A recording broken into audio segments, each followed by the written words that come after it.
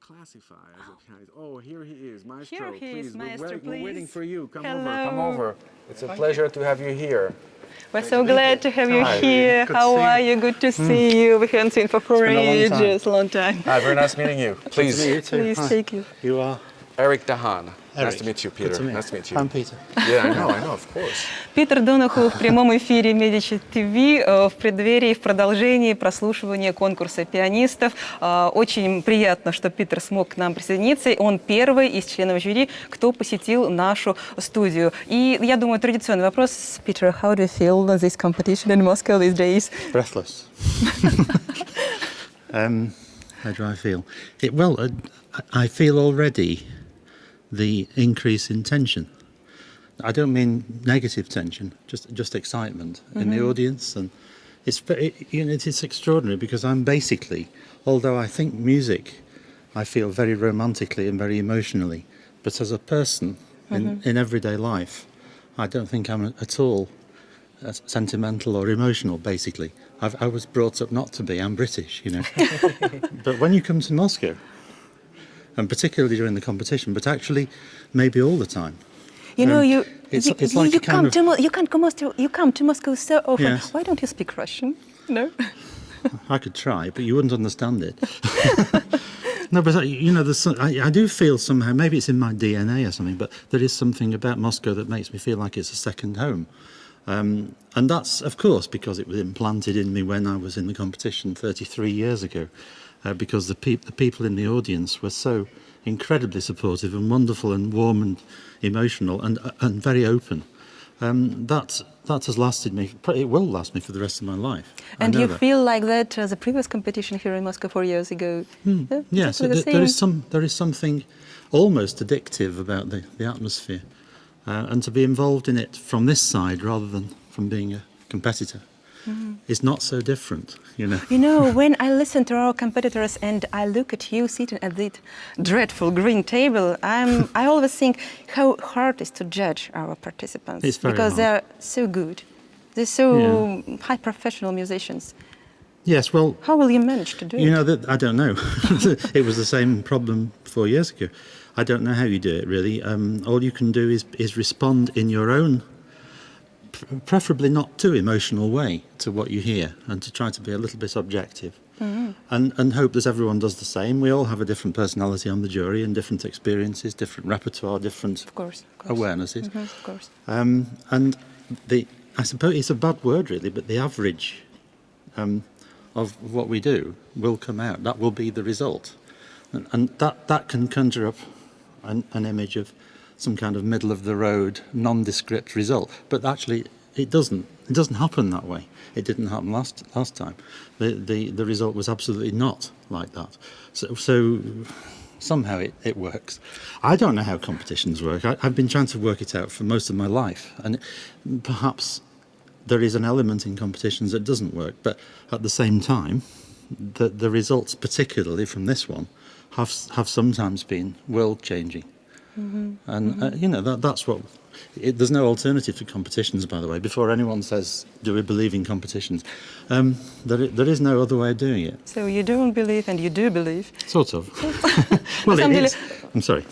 Безумно сложно перевести сейчас, точнее, мне сейчас полностью перевести все, что сказал Питер, но я уверена, что русские слушатели, зрители, конечно же, поняли все, что сказал Питер. Просто вот это ощущение вдохновения и приподнятости здесь, пребывание в Москве, которое для Питера, этот город стал уже давно вторым домом с момента его победы 33 года назад. На вопрос, верит или не верит он в конкурсы, он сказал и да, и нет, потому что они нужны и не совсем. Ну и, конечно же, безумно сложно будет оценивать участников, но придется сделать все-таки свое решение. Mr. Donohoe, you're a very interesting member of the jury and also a musician, because you were not destined to become a pianist. You were tempted to play so many different instruments. You play the timpani, the violin, the clarinet, I've read, the tuba. Did you think about becoming a pianist when you were a kid, or what happened exactly? How come you switched to so many instruments, and plus also the repertoire? You seem more like the repertoire is important. Of course. key thing. Yes, because also you're an explorer. So Yeah. what was the main motivation in your career? Because I'm sure it's extremely atypical in this context. I mean, I'm sure that most Yeah. of these kids, they only want to be the best player in On one instrument. On Rachmaninoff, they want to be the best, give the best interpretation. And you obviously look for, you looked at different possibilities and directions in your career. Well, to some degree, I can't even tell you why. Because for one thing, it was a very long time ago when I made all these decisions. But when I was a very small child, and probably before I can even remember, I wanted to be a pianist. Yes. That's for sure. But I didn't understand the world of the music world. I didn't have a family that was professionally involved. They knew music very well, but they didn't.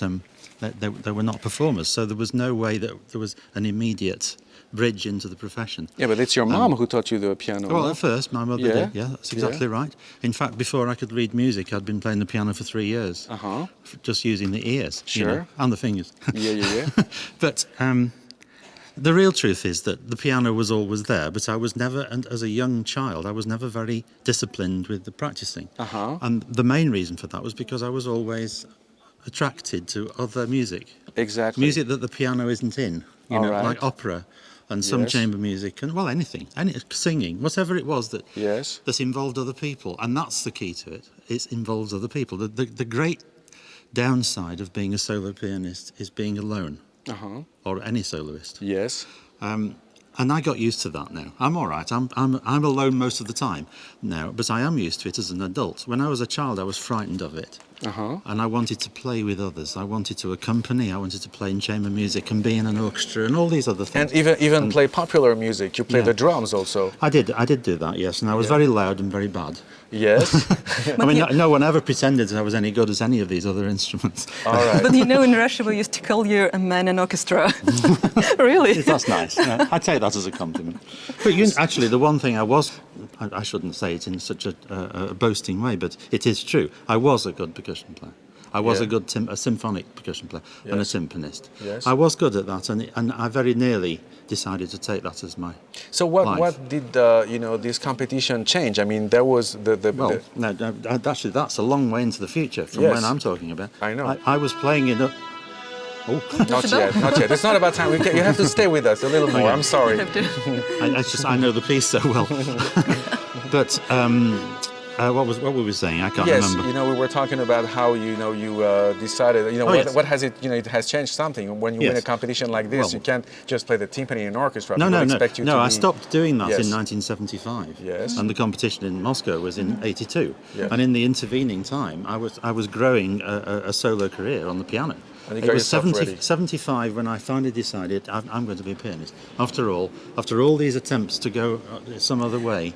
I'm sorry to interrupt you, Eric. We have 5 or 4 more years to prepare for the next Tchaikovsky competition. I mean, we're with you. Yes, We'll I try can to think do about it. it. Yeah. I try hard, but you see what's happening. Every time I try to play the piano, Yes. I look at videos of all you guys and I break my Yes, finger. I know the feeling. Well, Yes. I've never broken one, but I've sprained them a few times. Yes. Yeah. But the main thing about that whole issue, which is very important to me, is that it did give me, during that intervening period, when I never stopped playing the piano, but all these other things that I did gave me experience of music that the piano is not involved in. And it's such great music, and you can take that experience to the piano. Yeah, like when you play Turangalila Symphony by Messiaen, for That kind of instance, thing, yes. you can relate to the percussive element. Well, it doesn't need to be anything complex like that. Yes. Well, all music's complex, but Yeah. something more traditional. Let's say a Brahms piano concerto. Yes. Yes. And by the way, percussive. Now, let's discuss that as we've got All some right. few moments. Percussion players spend most of their career trying not to be percussive. No, but thinking about rhythm. Trying to be the opposite. Yeah, trying yeah. to make it into something Smooth. resonant and musical. Yeah. And not percussive. No, of course, And of of course, the techniques with which you do that are the same as on the piano. Yeah, Exactly I mean the same. rhythmic, Because piano actually. is sort of percussion Yeah, it is. instrument. Yeah, but Yes. Yeah. I was talking about rhythmic language, Yes. complex rhythmic language. Well, yes, you're right. You're absolutely right. And some people seem to develop a wonderful sense of rhythm without ever going through all this percussion business. Of course. Yeah. And some people people don't, and I don't know which one I am, really. I don't have any particular faith in my own abilities. I just do what I'm asked to do, you know. So. When you're at the piano and you're a pianist, you treat this instrument like a percussion instrument or like a lyrical instrument that can sing, or, you know... The latter all the time, and the older I get, the more important that is. Music, however dissonant or whatever period it's from, or however quick or slow or loud or soft it is, it always needs to be beautiful at all times. That's something, I know it sounds a little bit odd, but it's something that's partly that I learned from the orchestras, but it's also the study of modern composers like Bartók, Stravinsky and Messiaen and many of the others whom we associate with very aggressive feelings. Yes. In actual fact, it's not true. No, they didn't not. have it, and if you play music like that with a feeling of beauty and taking all the different characters instead of just thinking of it as aggressive, it's great music and greater music for it. Peter, every pianist, every musician, one likes to play, let me say, classical music. The other likes to play, I don't know, romantic or 20th century music. And I think very few musicians can play everything, absolutely everything. Is it normal? Or one can, push the birds? Well, are you asking me whether you're yes, right or not? Yes. Well, what is your opinion about that? I think everybody gravitates towards a certain if you type. like to, and you know how to play Chopin, maybe it's quite normal to play Chopin all your life and no one more. Well, it's very popular, so you can make a whole career out of playing Chopin, for sure. You can't do that with Bartók, and that's because it's less popular. No. It's not necessarily less great, but it's, Chopin is one of the most popular composers in history. So yes, you can do that. But if you play a lot of other music as well, your Chopin will be greater. That's the principle on which I've worked all my life. Sorry, I think we have to give some information about the Russian audience that doesn't speak English. I'm sorry, I think so, but I wish I could. I'm so involved with speaking with Peter. Много вопросов мы сейчас обсудили. Питер рассказывал о том, как он изучал различные инструменты, что он был потрясающим, это моя интерпретация, на самом деле он был очень хорошим исполнителем на ударных инструментах, что у него был некий перерыв в игре на фортепиано, но перед конкурсом Чайковского достаточно времени, чтобы подготовиться, и, как мы знаем, подготовился Питер к этому состязанию совершенно отлично. Удивительную параллель Питер Доноху сейчас провел между игрой на ударных инструментах и роялем, потому что, в общем, рояль, по сути, тоже частично является ударным молоточковым инструментом. Затем я спросила, можно ли в нашем современном мире играть только, скажем, Шопена или только Моцарта, или только современную музыку и быть при этом прекрасным пианистом. Питер ответил, да, конечно, можно всю жизнь играть Шопена, всю жизнь играть Моцарта, но если вы знаете музыку других столетий, других стилей, вы просто Шопена будете играть еще лучше. Peter, when you hear a musician on stage, here at the competition or anywhere, what do you believe in and what do you not believe? Do you mean what am I looking for? Yes, when I listen? Probably. I'm looking to be convinced. I think that's the truth of it. I'm not looking for specific ideas that I agree with, musical ideas. I'm not looking for a certain way of playing that I will go along with as opposed to being against. I'm looking for whatever the style is, that it is convincing to me and therefore mature and convinced by the performer. Что, Питер, вы ждете от исполнителя на сцене, здесь, на конкурсе или вообще в любом концертном зале? Питер ответил, что прежде всего быть убежденным в искренности высказывания. Он хочет быть убежденным тем способом и той манерой, которой высказывается пианист. Когда это убедительно, когда это профессионально, то тогда, конечно же, это трогает сердце, и тогда это настоящее искусство фортепианной игры. I'd just like to say one thing as an example of that possibility. Maybe some other time we can go into more detail, but just now I can tell you that in the previous competition, one performer convinced me of a composer whose music I'd previously not liked and not wanted to play. Next time. But it was last competition, previous competition. But you cannot reveal his name. I will in the fullness of time, because I need to explain it fully. But the main point being that performance was so convincing that it made me change my mind about a composer whose music I had rather badly neglected for most of my life, and that's what I call a convincing performer. Okay, you don't reveal the name, but who is the composer that you hated? Scriabin. Scriabin. Okay, I've done it now, haven't I? No. And you never played Scriabin yourself? Not until then.